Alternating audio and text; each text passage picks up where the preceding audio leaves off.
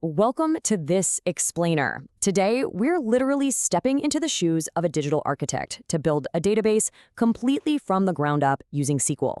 We're going to look at the core foundational concepts that actually allow us to structure, organize, and protect massive amounts of information. Think of it like designing a skyscraper, right? You can't just start throwing up walls. You need a solid blueprint, you need really strong materials, and you absolutely need strict building codes. And well, that's exactly what we're going to cover today. Okay, let's just dive right into it. SQL, which, by the way, is often pronounced SQL, stands for Structured Query Language. It's the fundamental language we use to issue specific requests for data manipulation to a database management system. And look, whether you're dealing with a tiny, simple contact list or a massive global e-commerce platform, SQL is the universal language that tells the system exactly how to create structures, manage all the data inside them, and ultimately extract the specific information you need to actually make informed decisions. So here is our blueprint for today's explainer.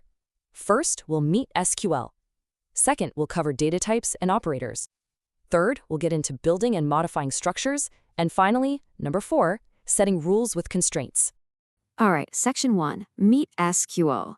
Now, while SQL is the universal language we speak, you're actually going to execute your commands using some pretty heavy-duty database management tools. Some of the biggest players out there include Microsoft SQL Server, MySQL, and Oracle RDBMS. And honestly, even Microsoft Access relies on these exact same core concepts.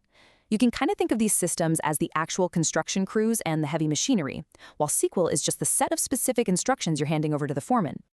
Moving right along to Section 2, Data Types and Operators. Think of this part as your toolkit. When we design a database, we have to be incredibly specific about what kind of data each and every column is going to hold. We use data types like varchar or text for character strings, things like names, and then int, decimal, or money for exact numeric values like quantities. But we also have operators. Arithmetic operators let us do actual math directly within our database, and logical operators like and, or, not, like, and in allow us to make really complex comparisons and filter our data with precision. Truly knowing these materials is the absolute first step to building a sturdy structure. Okay, Section 3, Building and Modifying Structures. Every massive project has to start with a zoning permit, right? In SQL, that is your create database command. This completely carves out the digital space where all of our future tables, rules, and data are going to live. It's literally as simple as typing create database followed by whatever name you choose, like MyDB. Oh, and if you ever need to tear the whole lot down, the counterpart is drop database, which just deletes it entirely.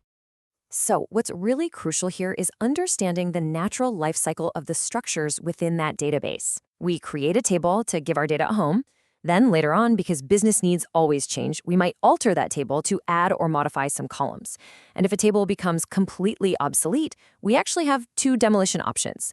We can drop the table, which completely destroys the structure and everything inside it, or we can truncate the table, which essentially sweeps out all the data but leaves that empty table structure intact for future use.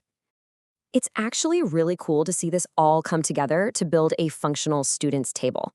Just look at how we pair the column name with the exact data type it needs. Student ID gets assigned a varchar of 11 characters.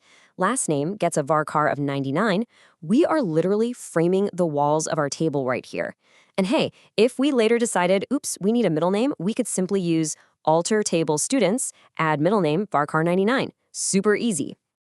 Which brings us to our final part. Section 4, setting rules with constraints. As the architect, you gotta ask yourself, how do we prevent someone from entering a student without an ID number, or maybe enrolling someone who doesn't even exist? Bad data is literally the structural rot of a database. If we don't set strict rules, which we call constraints, our database is quickly gonna become an unreliable, chaotic mess. So let's look at how we actually enforce these rules. Imagine trying to enroll a student without actually knowing their name or ID. Absolute chaos, right? That is exactly why the not null constraint exists. It absolutely guarantees that a column cannot be left blank. And the cool part is you can apply this rule right at the very beginning when you create the table, or if you realize you need it later down the line, you can just alter the table to enforce not null on an existing column. Next up, making sure everyone is completely unique. We do this using the primary key and unique constraints. Now, a unique constraint ensures all values in a specific column are different. But the primary key? That is the ultimate identifier for a row. It guarantees that absolutely no two rows share the exact same identifier, and, by definition, it cannot be null. A student ID is basically the perfect candidate for a primary key. Now, this is how we build bridges between our buildings. The foreign key constraint is incredibly powerful because it uniquely identifies a row in another table entirely. For example, it ensures that an orders table can only reference a customer ID that actually already exists in our master customers table. Because, well, you can't process an order for a ghost. And again, this bridge can be built during the initial create phase, or you can add it later using alter table. Finally, we can set some highly specific custom business rules. Using the check constraint, we can enforce pure logic, like ensuring a student's age is at least 15 before they can even be added to the system. And with the default constraint, we can save a ton of time and prevent blank spaces by automatically inserting a value. Like, let's say, automatically labeling a new row as not yet enrolled if the user doesn't provide a specific section. It's all about maintaining absolutely pristine data integrity. All right, so you've successfully defined, built, and secured your database with strict rules. Your data is locked down, organized, and perfectly structured. But here's the thing, a vault is really only as good as what you can take out of it. The real power of SQL lies in what you do next, which is querying the data. How are you going to connect these tables, filter millions of rows, and discover the hidden trends inside? Well, that is the next step in mastering SQL, and it's going to be a fascinating journey for our next explainer. Thanks so much for joining me today.